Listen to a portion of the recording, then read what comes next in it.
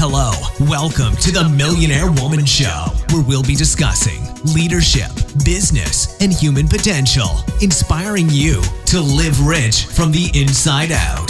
Unlock your creativity, stretch out of your comfort zone, break through your barriers, take inspired action, and achieve epic results. Now, here's your host, two-time best-selling author, speaker, and certified executive coach, Deborah Kasowski.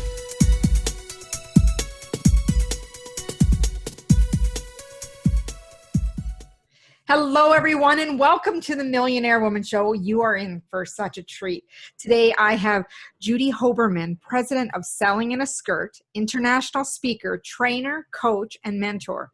Her 30 years in sales have given her both the knowledge and sense of humor of how men and women sell, work, and live differently with enlightening you in learning how both genders can support each other's successes in a more productive way. Her audiences from 10 to 10,000 are engaged with details wrapped in memorable stories that are easily implemented the same day. In 2016, she was a TEDx speaker talking about prejudging people, something we do without even thinking. She is the author of Selling in a Skirt, Famous Isn't Enough, Pure Wealth, and her latest book on women who lead will be released shortly. Judy's mission to help her clients live the skirt philosophy, standing out to keys to success, inspiring others, results-oriented, and time management while having fun. So I can't wait to dive into this interview because I already know I have tons of questions for you, Judy. Well, I'm excited to be here. It's like such a great opportunity. So thank you so much. Oh, I'm grateful for you being here because, you know, I was checking out your website. I'm thinking selling in a skirt. And I'm thinking, there's more to this lady than just this title. So you drew me in right away. But what really struck a chord with me was your tagline. Women want to be treated equal, not identical. And tell us about that. You know, if you think about it, all we really want to do is we want to have the same opportunities that men have. That's it. We don't want to be men because it's confusing to them. It's confusing to us. It's confusing to everyone. So if you just give us the opportunity to have the same experiences that you have, but let us do it in our way, we don't want to become you. So we want to be equal, not identical. Absolutely. And, you know, when I first read that, I thought, how many times have I seen women put on the boxy suit, yep, the and tie, just the presence and a tie, and you know, maybe even start smoking a cigar to fit in with the boys' club. Yeah, and it's also sometimes they pick up the language. And, you know, sometimes they think that Sunday nights they have to study all the sports scores that come out so they can speak intelligently, but nobody wants that. Unless you truly are a sports person, don't do it. You have to be authentic to yourself and to everybody else. So just give us an opportunity and let us show you how we do it. Yeah. It's so important to show up as yourself. You know, there's so many times I run into people or people I've even coached myself thinking, I need to be like this. I need to be like that. Or if I'm not doing this, I'm not going to fit in. But we're all on our own journey. Absolutely. Absolutely. So what do you commonly hear from women when they hear that statement? We want to be treated equally, not identically. Most of the time they're like, yeah. They're like, why hasn't anybody said that before? And then the conversation starts. And then I always get all the examples of what has happened because they weren't treated identically. I mean, they weren't given the same opportunity. They weren't given equality as opposed to identical. And it's always very interesting to hear that so much hasn't changed over the decades that everybody thinks, well, now it's 2017, everything is easy and breezy for women. It's not. We still struggle with the same things. So women are actually excited that there's someone there that really is rooting for them to get the same opportunity. And there's so many of us. If you think about just the people that we know together, you know, we all want to help women and empower them and educate them. And there are men that want to champion women, but just give us opportunities. So they're all excited about it. Well, even when I was watching the movie Hidden Figures. Oh, my favorite. Love it. Yes. What was really pronounced to me, and it just hits you like bang, is when he was so of same, I guess you want to say same race. I just see people as people, but when the colonel is asking her about working at NASA, she's trying to explain, they don't just hire people with skirts, they hire them because they got their glasses. But the discrimination within our own cultures, it doesn't matter if you're black, white, yellow, whatever it is, it's still within your own. And I find that so fascinating, yet we're standing up for, cultural rights and all of this, but in our own, could be religions, it could be just cultures, different cultures clashing, Mm-hmm. but Mm-hmm. men and women, how we could be working so much more together. Well, I mean, go back to that movie when he started telling everybody that they had to start working at night. So everybody go call your wives. And here she is like, huh? Hello? And she's like the person who's going to put all this together. And he just completely ignored the fact that she was female and that she also had to tell somebody she wasn't going to be home. There were so many great parts of that. I mean, really, I could use it in all my talks because there's so many great examples. Just so many fascinating points. Yeah. And it still saddens me that happened so many years ago and we're just hearing about it now. Right. And we're still going through some of the same things. Exactly. Yeah. So I want to touch on the S.K.I.R.T. Mm-hmm. So I know it's an acronym, philosophy for standing out, keys to success, inspiring others, results-oriented, and time management. Right. So what does it take to stand out in the marketplace these days? You have to actually sit yourself down and decide a couple of things. First of all, what makes you unique? Why does somebody want to do business and why should they do business with you? The second thing is, who do you want to play with? Who's in your sandbox? Because whoever that market is, you're going to be playing with them and you have to decide, is this who really, just because women are the buzzword, do I want to work with women? So you have to make that decision. And then you also have to decide what you're the expert at and own the title. So when I do training, the first thing I ask is if there's a room of realtors, I'll say, well, how many of you are competitors? And they all raise their hand. I'm like, no, you're not all competitors because you work with veterans and you work with women and you work with $1 million homes and you work with first-time buyers. So you're not all competitors. So what makes you stand out? Why should I say, Deborah, I'm going to work with you because you are this? And, it's like anything else. You have to own it. Just be who you are. Be unique. Don't hide all those crazy things that you do because that's what makes you so special. And that's why people want to do business with you. But I will tell you that a lot of times women don't want to take a title of being the expert in first-time buyers or the expert in whatever. And Fox Business News had dubbed me the gender expert. Well, let me just say, I kept that title. I like the title, I kept the title, and I don't care. I'm the expert. And so that's what you have to do. You have to own it. So standing out is really just making you different from the rest of the pack. Yeah. Why do you think people are shying away from sharing what they're experts at? A lot of times it's because knowledge is not something that, especially women, we were never encouraged to show how smart we were. We were pretty and we were whatever, but we were not, pretty smart. We were just pretty. And so a lot of times you would say, well, don't show everybody how smart you are because they're not going to want to hang out with you. And that's something you learn when you're little, and then it comes up again as you get older. Well, maybe I shouldn't be so smart. Maybe I shouldn't show people how intelligent I am. And really, honestly, intelligence is very sexy. It's very, that's what people look for. I know for me, when I was in my 20s, I might have looked for people that looked a certain way. But right now, it's people that are smart. I like to have my brain stimulated. So yeah, and you don't even have to be. How people say you have to be good versus great. You don't have to think that you're like the top to claim yourself as an expert. No. And that everybody's a work in progress. And I'm going to use being an athlete as a synonym because recently I've done a 2-day bike ride as a fundraiser for a cause, and then I did a 10-kilometer run, and people are commenting and saying all this, and I'm like, that's great. You can do it as well. And I have never been a star athlete. Never. All I know is I can get to the start line and I can get to the finish line. And to have people inspired by that alone makes people, know that anyone can start where they are and be that uniqueness, like you said, but you don't have to be the Olympic athlete or, the top celebrity in the market for people to notice and do business with you.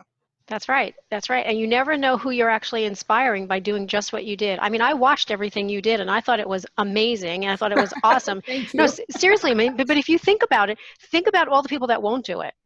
And you can go back to men and women again, because when you look at a position that somebody is going to apply for, a man will apply if they're 60% qualified. A woman won't apply unless they're 100% qualified. They don't want to waste people's time. They don't want to be rejected. So think about you. What if you said, I know this is a great cause, but I'm not an elite athlete, so I'm not going to do it. I'm not 100%. I mean, that's what I'm saying. So, think of all the people that wouldn't step up to the plate and did what you did. So yes, you're an expert. You don't have to say what kind of expert, and you don't have to say what level, and you don't have to say what's. That's right. That's all it is. That's my expertise is mindset. Getting your butt to the start line. That's it. That's it. And you did. Yeah. So what are the keys to success? So when you figure out like who your market is and what you're really good at, now you have to be able to explain that to people. So what is it that you have in your toolbox that helps you to let people know this is what I do the best and this is how we do it? So for me, my keys to success was always asking questions. When I was in insurance for many, many years, they used to call me the question queen, because when I would walk in the room, they'd roll their eyes, they'd say, oh my God, she has another question.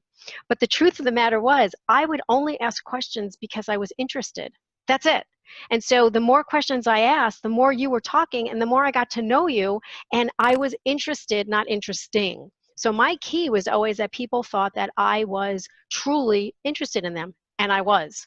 And that's what made my career propelled, because that's exactly what I would do. People would trust me, people would like me, and they'd want to do business with me. Simple. I think we're sisters in another life, because Sure. People roll their eyes when I start asking questions too. Yeah, because they're like, really, you can't possibly have another question. Yeah. So I'm married to a retired colonel, and when I first met his daughters, they said to me, oh my God, why do you ask him so many questions? He's a retired colonel, for God's sakes. And I said, because I'm interested. When I stop asking questions, I'm no longer interested. They've never asked again. Because that's the truth. Yeah. I am interested. I want to know everything. I do. I'm sorry. I need to know. So when you probably have tons, but when you think of where you started to where you are today, would you have believed you are where you are now? No, not at all. Because I would never, ever have thought of doing what I'm doing. I wouldn't have. Because when I first started in my career, I was in commercial roofing. I was in sales. I was working with the roofers. And who would have thought that all of the experiences that I had would lead me to insurance? I mean, who's excited about insurance? I was. I was thrilled in insurance. I was protecting people. And I would never have thought that doing that and building training for a company would lead me to resign and start my own company. If you just think of all the different pieces, and for me, a New Yorker coming to Texas, like, what? So there's a lot of pieces in there. You're like, oh, I'm in. I can't even believe it. Yeah. What was the common thread for you? I know that there's always a golden thread, taking a lot of the scenarios that you've been through, the experiences that have brought you to how you got to today. One of the things, well, there's a couple of threads, but one of the major threads was I was a single mom, and my job was to protect my children. And so if I could protect my children, then I would be good. And if I could protect your children, if I could protect your family. So it was always like, let me help people and let me help them get to the point where they're okay, and then even beyond okay. So it was, coaching and mentoring and training and all of that. And that's really where it started. But when I was very little, I was always told girls don't do this and girls don't do that and girls don't do this. And look where I am now. I'm always working with that girls do this and girls can do that. So yeah, as I was thinking about that, because I was watching one of your videos, I was thinking, because I grew up on a farm and they used to say, Deb, go in the house and help your mom. Deb, go do this. And there are times when I'm like, yeah, that wasn't my strength. And I don't think necessarily it was because I was a girl. I one time had to back up a truck to a round bale and lift it up, and I I think I tried like 10 times, and that's when my dad's like, Deb, just leave that and maybe go inside. And forever since then, mechanical things are not not my expertise, but I think he was just trying to do that nicely. So there are times when it might not be your strength. Right. Better to play in your strengths than keep backing up and doing something that is not for you. And you find, you do realize what is for you and what isn't for you. And most of the time you have to go with your gut and say, okay, I shouldn't be doing this. And your gut tells you where you should and shouldn't be, So Judy, have you been in a situation where you realize that this is not for me, and I don't even know why I attempted to do this? Yeah. When I first resigned from my company, I was living in Dallas. I knew nobody in Dallas other than the people I resigned from. So imagine trying to build a business like that. And I came up with the name of my company, and I had some business cards, and I went to this event, and it was a very large company that was going to start doing training. And the gentleman approached me and said, would you consider doing training for us? And I said, wow, just starting a company. This is pretty awesome. This is great. It's my first job, with my company. And he was offering me a lot of money, and I was going to be on retainer, and it was going to be for about a year. I mean, you're an entrepreneur. This is like, whoo, the sky's open, and but there was only one little thing. You can't talk about selling in a skirt. You can't talk about your business at all, and it's really all about them. And I thought, you know what? This is good. I'll get some cash to, my cushion, blah, blah, blah. As I drove home, my stomach started turning. My back started crawling. My neck was hurting. By the time I got home, I couldn't even stand up straight. That's how much my body was saying to me, what did you just do? And so I thought, okay, money or my passion? So I called and I said, I really appreciate the offer. And he said, we are so excited. We told everybody already. And I said, well, I need to decline. He said, what? And I said, it's just not right. I really want to build my company. And as I said it, I started to feel better. And I referred him to somebody else, and the guy is still working with him. And, and I was done. And so that was my classic case of either do what you're supposed to be doing or have that conflict every single day. So with that being said, how important are core values when you're running a company? Okay, first of all, core values are not right or wrong. You can't borrow somebody else's. This is you. This is who you are. And when you don't follow your core values and you compromise it, you get that same internal conflict. And when you're trying to either work with a company or bring somebody into your company and the core values don't match, there's going to be that clash. And if you have core values and you have goals and they don't match, for instance, if I said to you, I'm going to do anything it takes to be the number one salesperson in the company, I don't care what it takes, and my core value is spending more time with my family, something's out of alignment there. So your core values are extremely important, and you can't compromise them because you can't. You can try, but it always comes back and says, no, that's not right. Yeah. And it's so important to start making decisions based on those core values like you did. Yeah. And I always tell people, here's my test. It's called the mom test. If your mom walked into the room right now, would you be okay doing what you're doing? And I have always used that test, and my children use that test. Sometimes I'm sure they don't want me walking in the room, but you know what I'm saying? Yeah. So, and that's what it is. It's kind of like the mom test where are your core values? Yeah, that's a good analogy. So why do many entrepreneurs seem to be off balance, burning the candle at both ends? A lot of it is from lack of focus. They're not sure what they're supposed to be doing. You said it before, shiny object syndrome. Like this looks good, that looks good. I'm going to try this. I'm going to try that. And if you don't have some kind of source to come back to and try to make sure that you are doing what you're supposed to be doing, you can't work 24/7. You have to put yourself on your calendar. We all do it. We've all been there, done that we've worked 18 hours a day for what? That's what you have to decide. And so I started putting myself on my calendar, and I turn my computer off, or at least walk out of my office, and I'm done. And it's because I got more focused, because I was definitely out of focus, and everything was good. I was involved in, actually, it was 27 different things that my hands were touching. And my husband said, are you kidding me? How can you possibly be effective? And one by one, I had to let go of what I didn't think was me or what I should be doing. Yeah. So what was the impact on your family and your business because you took time and put yourself on that calendar? It was better. When I was a single mom and I had 2 kids and I had to spend time with them and I was going to be working and doing all this other kind of stuff, that was not exactly what they signed up for. But because they were, young enough, not old enough, but young enough to be part of my business. I mean, we used to do direct mailing pieces together. One would put the labels on and one would put them in an envelope and one would put a stamp on and things like that. And they were part. So I was present with them even though we were doing things for my business. And so it was good. But when it was us time, when it was a game and there was, soccer or field hockey, I was present, 100% present. I wasn't on my phone. I wasn't doing anything else. When I got married, we're married almost 5 years. Once he and I got married, we decided, on the weekends, yeah, you can do a little bit here, a little bit there, but the weekends are ours. And you have to try to abide by each other's wishes. And I will say, I've fallen off the wagon a couple of times and so has he. But really, honestly, even if we're just sitting there having a conversation or having breakfast or something, at least we are 100% present. And that's the best gift you can give someone. Yeah.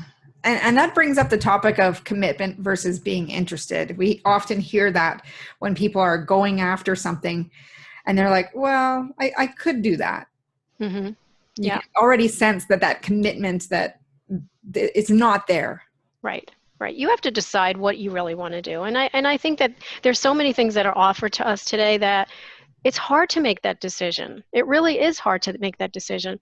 One of the things that I do is I work with a strategic triangle. And a triangle has 3 sides. It only has 3 sides. Doesn't matter what kind of triangle, it has 3 sides. So I have 3 things that I'm allowed, quote, air quote, to do. And mine is speaking, coaching, and training. That's it. In the middle is my family. So when I'm speaking or coaching or training, I talk about the other pieces and my family. And so that keeps me very focused and very committed. And if I want to add something else, I have to take one of those pieces off. So when I was doing my radio show a couple of years ago, my producer was listening to this. And the next day he called and said, I so hate you. I'm like, why? And he said, because now I'm using a strategic triangle and now I have to be focused. I like that analogy. How long have you been using it? Probably about 4 years. And when I do training and, when I do any part of the S.K.I.R.T program, that triangle always comes out. And I give out blank triangles and, what 3 things are important to you, important enough that you're going to make a commitment to it. And everything else you have to, get rid of. Yeah. So that when you think of that, do you still add in like writing articles and things? That's all part of it. If you write an article, that's part of training. That's part of coaching. That's part of speaking. So yeah, that's all part of it. My radio show is part of all 3. Right. Writing a book is part of all 3. But it's when somebody says, hey, do you want to go into a jewelry business with me? I'm like, okay, so how does that work? Yeah. But I'd have to take off one of the other pieces and put that on. And I'm not at that point where I want to change it. Yeah. No, that makes great sense. What strategies are you using to manage your time? So I wish I could show it to you, but it's in the other room. I have a blotter size calendar and I've always used this. So anybody that's a tech person, you have to put your tech brain away because for me, are you a visual person? Very much so. Okay. So if you wanted to look at something, you'd have to open up your phone or open up your computer. Here it is. It's right here. And I always use different colors for whoever's in your family. And I put down the things that you must do, whether it's doing a meeting or a training or a trip or whatever. And then you put down the things that you want to do, like date night or whatever that could be. And then you look and see when you can't work and when you can work. And sometimes, like if you're in sales, you can see if you're busy, 7/8 of the day, then you know that you cannot actually do any appointments. But the next day you only have one thing to do. Well, there's your road day. So that's when you're going to be on the road. But you also get to see when you can put in marketing and sales. Because as an entrepreneur, we don't do that the right way. So you put everything's on your calendar as if it's an appointment. That's been my best way for time management. And then the other part is wherever I am, I'm 100% present. I'm not anywhere else. And I think that's a big part of time management.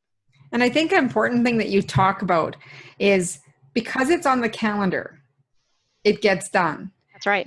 We have this long to-do list of all the things that we think we should need to do. But unless it's in the calendar, they often don't get done. That's right. I always tell people, pretend it's an appointment with your doctor or your lawyer. You're not going to miss it. So why would you miss marketing or sales or phone calls or whatever it is? Put it on your calendar. Exactly. Exactly. I'm really curious, who inspires you?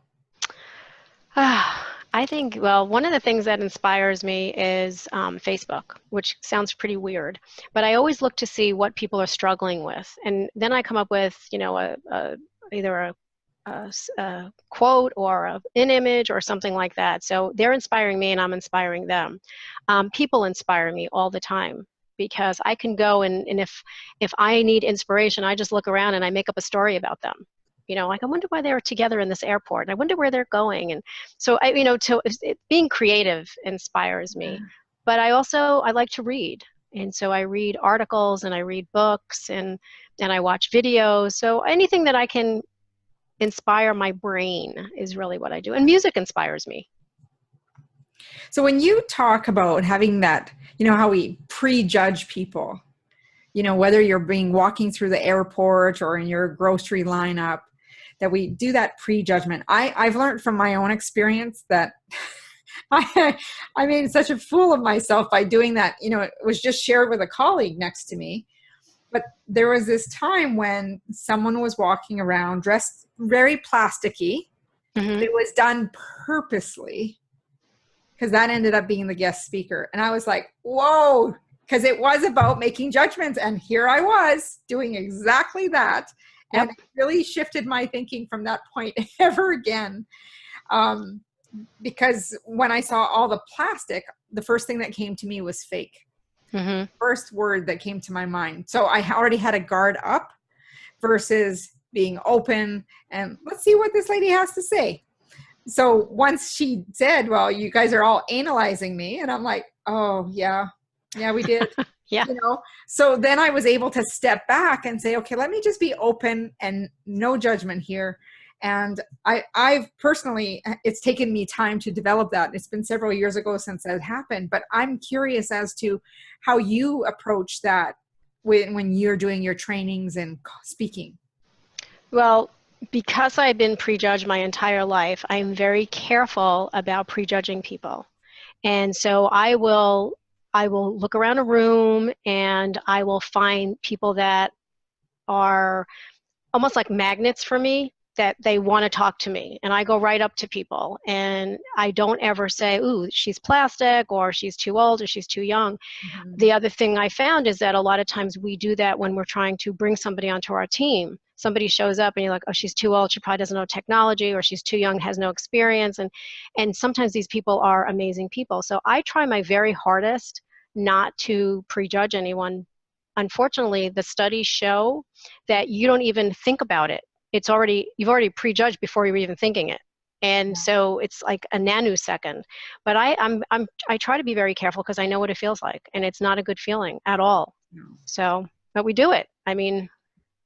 And it's so important to challenge those assumptions because that's often how we can get stuck in our own way of doing things. Yep. When faced with a challenge, what do you do to push through? First of all, I give myself permission to pout. I do. Whether it's, boohooing or whether it's, crawling up with a blanket or something like that, but it's only for a minute. So I do give myself permission to do that if it's a really bad thing that happened. But if it's just a normal challenge, like something at work, like I can't figure out how to get this proposal or how to get this speaking gig or whatever, and it's a challenge for me, I have to sit down and say, okay, so if it were me, what would they be looking for? If it was me, what would I want to read or what would I want in my hands? And I always try to tell people, it's not about you. Think about what they're looking for. How do you make their life easier? So I try to analyze everything up the yin-yang, and sometimes it works and sometimes it doesn't. We all have some challenges, but the one thing I will say is that I try to learn so much from every single challenge so that the next time it happens, it's not a challenge anymore. Now it's like, oh yeah, so here's what happened last time. Here's what I did. This worked, this didn't. So mm-hmm. I try to pull things apart just to see how they work. What is one challenge you are facing right now that you've been breaking down? Okay, so I have a new book that's coming out, and the book is all about giving back. It's about women in leadership, and it really is. It's a great book. I have to say it is a great book, but attached to the book is a very large goal. And in order for me to meet the goal, to be able to give back what I want to give back, I need to sell 1 million books. So people have one of two reactions. They go, oh my God, really? Or they go, well, okay, that's okay. You can do that. And so I have to take that million and I have to keep breaking it down into small pieces just so I know that I'm not selling 1 million books. I might sell 1,000 here and 10,000 here and whatever. But if I think of the 1 million books, to me, it starts to get the hyperventilation going. I'm on that side that goes, oh my God, are you kidding? So that's an awesome challenge to have. Yeah. And I have lots of people that want to help. To give back. Yeah, yes. Absolutely. Yeah. Absolutely. So what is one of your greatest lessons that you have learned in sales? My greatest lesson in sales. I would say that my greatest lesson is to walk in as if you've made the sale. Don't walk in as if you need the sale. Because when you do, a lot of salespeople go in, and if they don't make the sale, they can't pay their mortgage or their rent or whatever. And I always say that it's like commission breath. People can smell it, and so they're not going to do business with you. So I always walked in as if I'm going to have a conversation with you. If it works, it works, and if it doesn't, it doesn't. It's okay, because I'm going to make sure that you have all the information you need. Mm-hmm. And that has always worked in my favor, because I never sold anything that the person didn't need. I would rather walk out. People would say to me, you just lost commission. And I said, yeah, I know, but this is not right for you. And so that, to me, I just wanted to make sure that everybody was treated with the same respect. Whether or not they could buy or not buy, that's okay. But I always treat it as if. Yeah. And the key thing that I love about you, Judy, is, and you've mentioned it in other places where you've given up the sale. Because mm-hmm. if it's not for you, I don't want to be selling you something that you really don't need. Right. And it so doesn't matter. The salesperson just, That's right. makes you think of the car salesman, Right. And there's a lot of great car salesmen or women. But then there's the one that's the stereotypical one that, they just want the sale and they don't care whether that's what you need or what you want. It's just about the bottom dollar. Right. And people don't listen to their potential clients. They don't. They'll ask a question. They already know what answer they want to hear. And they already had this plan already programmed that this is what they're going to sell you no matter what, whether you need it, you don't. This is what I sell. This is where I make the most money, so on and so forth. And in reality, you can do so much more if you just listen and give them what they need and get their why from them. Like I would never, when I sold insurance, I would never say, so do you need the policy? How much do you want to spend? And how much, what's the face value? I'd never say that. I would say, tell me why it's important to have this policy in place. So now they're talking to me. They're still telling me they want it. They're still telling me how much they want to spend. They're still telling me the face value, but they're giving me the why this is so important to them. And in sales, if you have the why in their own words, there's nothing better than that. There isn't, because you don't have to compete with anything. They just told you exactly what they wanted. So now you have to give it. What a powerful interview. We could spend hours talking, I'm sure. I would love for you to tell our listeners, our viewers here, how they can first tell us about your brand new book, and then tell us how they can stay in touch with you. Okay, so I'm going to show you this. And this is, I just did a sneak peek. So this is actually the book cover. It's not even printed yet. This is it. This is all I have. Yeah. So that's the book. It's called Walking on the Glass Floor. It's really designed for women who are in leadership and emerging leaders, and as well as men that champion women. So it is due for a soft launch probably in the next 4 to 6 weeks, somewhere around there. But to reach me and to find out everything that we're doing, my website is www.sellinginaskirt.com. I'm all over social media at Selling in a Skirt or Judy Hoberman. I respond to everything and everybody personally, so no one else is doing it. I respond to emails, which is Judy at Selling in a Skirt. I just like to be connected with people. And if I could do that for a living and just connect people, it would be like so much fun, because that's what I love to do. Well, this has been great, and you've left us with so many nuggets. I signed up for those. I think there are different articles that you have available. Yeah, the different reports. Yeah, different reports. So I'm really excited to dive into those a little bit later on today. Thank you so much for sharing everything that you have. I'm going to put you on the spot because it's not part of my question list. Uh-oh. What are the top 3 books that have impacted your life? Okay, so one would be The Go-Giver, without question. My favorite book. I would give that out to everybody because I just thought that it's the best book ever. My favorite author, Dr. Seuss, would be Oh, the Places You Go, because I think that is an amazing book. And then the other one would be, I mean, there's so many, but the other one would be like 3 Feet from Gold. You know, people just stop. They stop and they're right there. They're just right there. And either they don't have somebody to support them or they just gave up on themselves. And that's why I always tell people, you have to invest in yourself, whether it's a coach or a mentor or someone that actually is going to listen and be your accountability buddy. So. Well, another question. Uh-oh. How important is accountability in business? My accountability is everything. You know, when I first started my business, I knew better than anybody. I did. I didn't need anything. I didn't need anybody. I didn't have to do goals. I didn't have to do a business plan because why do you need it? I know what I want. And then I hired a coach. And I also thought I knew better than she did. And so everything she told me to do, I just said, whatever. And so after a little while, she said to me, okay, here's your assignment for next week. You probably won't do it, but here's your assignment. She said, I want you to drive into the busiest street of Dallas. And when you get there, I want you to roll down your window and I want you to take your wallet and throw all your money out the window, roll up the window and drive home. And I said, well, why would I do that? She said, that's exactly what you're doing with me. Wow. And I went, oh, okay, let me think about that. And I realized if you don't have somebody to hold you accountable, what's the point? Yeah. And I think accountability is, it's huge. And even if you have somebody in your company, somebody on your team, it's not always good to have a spouse, or a partner that's your accountability buddy, because sometimes you need somebody that's going to be a little bit more of tough love. And sometimes you don't want to do that to each other, but yeah. You find someone. And it's so ironic that you said that because there is a post today of online synchro coach. She posted a picture and said that at first, if you don't succeed, do what your coach told you to. Yeah. I'm telling you, when I finally listened, she was the one that made me write a book. Because I had no intention of doing that. Why would I do that? And it was once I started listening to her, I thought, oh, okay, she makes really good sense. Yeah. Well, everyone, that's Judy Hoberman, president of Selling a S.K.I.R.T.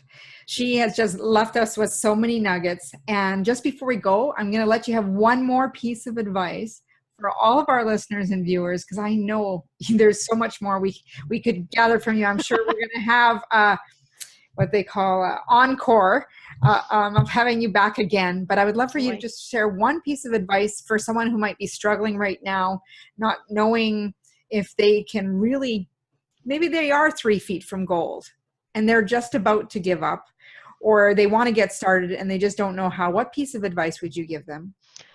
The one thing that I wish I would have had would have been a female mentor that would have taken my hand and said, here's what you need to do. And so if nothing else, whether you can invest in yourself and get a coach, or whether there is a mentor for you, or whatever and whoever you can find, ask someone to help you. It is not a sign of weakness. It is a sign of strength. And I am telling you, if you have one person that will give you that one little bit of advice or encourage you, or even a hug. Sometimes you need a really ridiculous hug because it's just not going your way. Get somebody. Find somebody that can help you, because your whole entire career will be different. You won't walk away from 3 feet from gold. You won't be, putting yourself under your pillows and eating ice cream and watching Lifetime TV. You won't be doing all of that because you're going to be so excited about everything that's going on. But just ask for help. It's not the hardest thing to do. Yeah. It is all about asking questions. And I want our viewers and our listeners, to replay this. Listen to it a couple times, because you are going to pick up different nuggets every time you listen. And all about the Millionaire Woman Show is about living principles of leadership, business, and human potential to help you live your life rich from the inside out. I'd love for you to go over to my website at www.deborahkozowski.com and sign up for our newsletter list. Send me an email. Judy and I would love to hear how this podcast has impacted your life, or message us on social media. Absolutely. Love to hear from you. Go over to iTunes, give us a 5-star high five, write us a review. And as Muhammad Gandhi said, be the change you wish to see in the world. And my wish for you, as always, is go out and make today great.